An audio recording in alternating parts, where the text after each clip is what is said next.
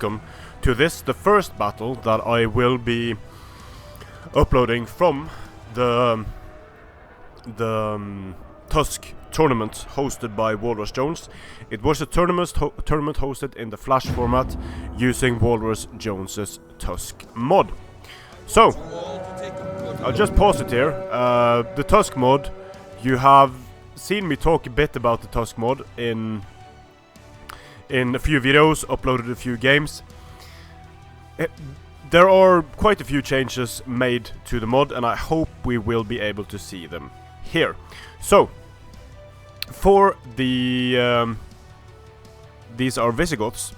For the Visigoths, we have 2 Germanic horse on each flank. They are backed up by 1 Germanic brigands. They are javelin men. They have 5 ammo here. Also 95 range, which makes them more useful. We have Visigothic slingers, 150 range, makes them more useful. Another Visigothic slinger. They have a unique shot type, the sort of a flaming tar shot. I hope we'll be able to see that as well. Then we have 4 Gothic archers in the center. We have a bunch of Thracian warriors, Gothic general, and Gothic Palatina defectors up front. Here we have some MLG guerrilla deployment, Vandal Raiders, triple gold, and Vandal Raiders, triple gold. Now they are light melee. They don't have a lot of armor, they don't have a lot of anything really, but they could deal with some skirmishers if they get into them. Then we have Alani horsemen, 2 of each. Guess that is a symmetrical deployment, yes it is. Then we have 2 Vandal Berserkers, so a total of 4 Vandal Berserkers, an interesting choice. Germanic Archers, 3 Germanic Archers in the center, 3 Germanic Pikes, 1 Noble Suebi Sword, and the Vandal Warlord. So without further ado, let's get this battle underway. The music you're hearing is by Vindswept, or Vindswept, very good Swedish composer, has his own YouTube channel. I'll put the link in the description.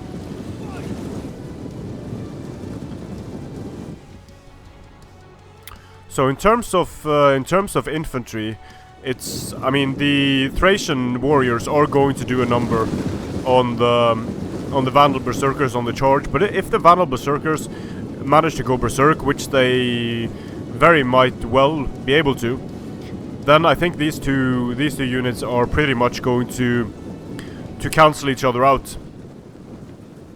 That is often the case, and here we have the unit standing sort of inside the ground. So yeah, what often happens, even though one shock infantry is superior, is that the units basically cancel each other out, because on the charge they will one-shot each other, one-shot a lot of units. Their melee attack is very high, their melee defense is very low armor health, so usually the units just disappear when fighting each other. Now the Visigothic slingers are about to go in range here, and I quite like the deployment in the water here, because this is going to, the slingers are going to slow down the cavalry, but then the water is going to slow down the cavalry even further, which could allow these units to get a lot of shots off and good charges off. Now here the Gothic archers are taking fire from these Germanic archers. The Palatina defectors don't have the best missile block chance. The Vandal Raiders moving around the flanks here. They are trying to take out our general! Defend him! And it looks like the Gothic general here is under fire. Now the Gothic archers are they in range as well? No, I don't. Well, I think, yeah, they are in range, some of them. And it looks like we're going to start seeing some engagements here. Here we have the Visigothic slingers firing. And they're using standard shot, and they are going to be able to slow down these Alani cavalry. So now the Alani cavalry are slowed down, and they're also, wow, they're losing so many men here to the fire. The Alani horsemen are medium. Let's see how the Germanic mounted do. They are able to stop, but they knock down their own slingers. Though the terrain here is in favor of the Germanic mounted. They don't have support, and very nicely done here with the Vandal Raiders rushing in quickly to take care of these Germanic brigands and the Visigothic slingers. This was a very, very nice engagement from the Vandals. Very nice indeed. Over here though, this is going to be problematic. The Alani horsemen almost destroyed here by the Visigothic slingers. Very nicely done here, getting the Alani horsemen into the rear of the Germanic mounted. But the Germanic mounted have hit charge speed, which means that they will get into these Vandal raiders.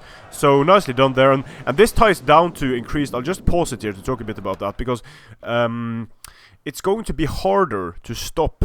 When a unit has a long charge distance, it's going to be very hard to stop that unit once it hits charge speed.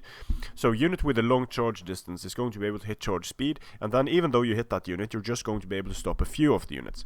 It's going to be easier to stop heavy cavalry units now because of the shorter charge distance. It's going to take a longer time before they hit charge speed, and you'll have more opportunities to stop them before they do.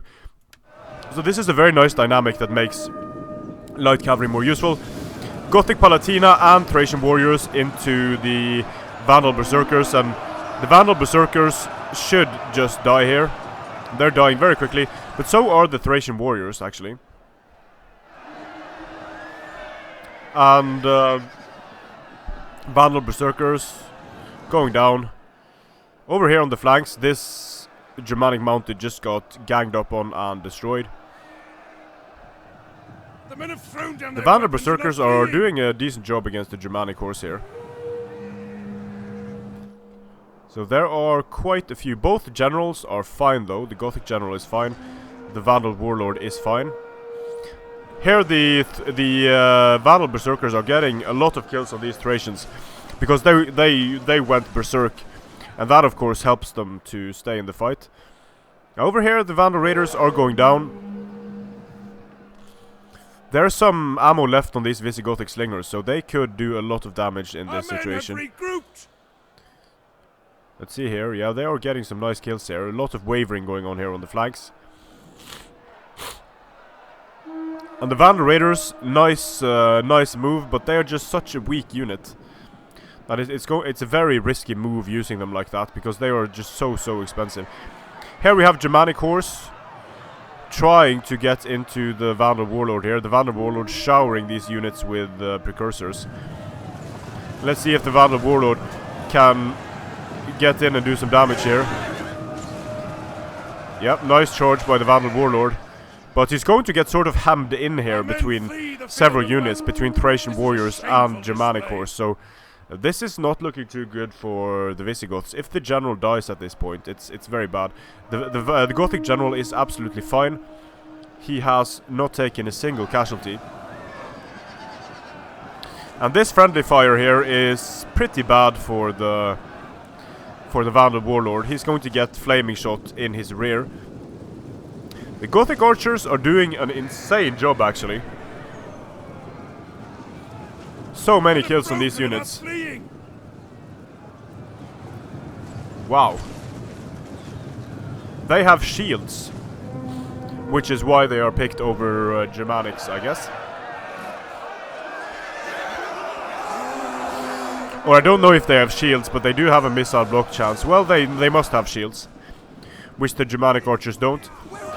Here we have the Gothic Palatina in Testudo fighting the Noble Swebi swords. Noble Swebi swords haven't done a lot for the price. The Vandal Warlord is about to go down. So it looks like we have a victory for the Visigoths here. Pyrrhic victory for the Visigoths. It looked very close there, but the skirmishers did an insane job. And here we have 6... Let's see, we have 7 infantry, we have 8 skirmishers and 5 cavalry. On the other side we have 2 skirmish cavalry, one of them doing a good job, but they are very expensive. Alani horse, Vandal berserkers. So nice to see armies that aren't just dominated by their use of heavy cavalry, and also nice to see how the increased utility here of the skirmishers. Especially liked how Walrus placed his slingers in the water, so that anyone who wanted to approach would first get the debuff from the speed from getting hit by slingshot, and then would get the reduction in speed from actually moving through the water, also getting a massive reduction in the impact damage that unit would do. So nicely done there, and it's no question that these skirmishers won Walrus this this battle. The Vandal Berserkers for MVS007 did a decent enough job. The Noble Suebi swords didn't. Pikes did next to nothing. It was a very nice move here with the Vandal Raiders. They just didn't have the staying power to do what they needed to do and break the units on the flanks. But this was a good battle, and slightly different, where armies keep their distance a bit more and there are more things to consider. So I'll put the link to the Tusk mod in the description if you want to check it out. Strength and honor.